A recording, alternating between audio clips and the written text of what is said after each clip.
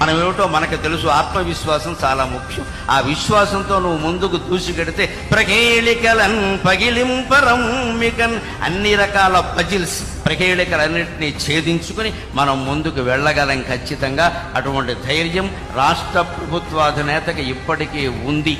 మనందరికీ కూడా అటువంటి ధైర్యం మనకు కలగాలి. ఆయన ధైర్యమే ఆయనకి శ్రీరామ రక్ష, ఆయన ధైర్యమే మనకి శ్రీరామ రక్ష.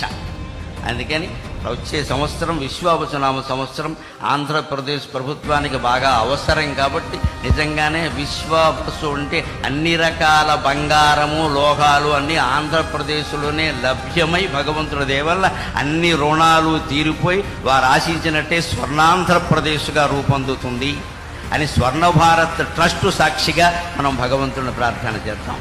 స్వర్ణం ఉన్న చోట స్వర్ణమే ఉంటుంది. ఇది స్వర్ణాంధ్రప్రదేశ్ సాధించాలి అంటున్నది స్వర్ణ భారత్ ట్రస్ట్లో.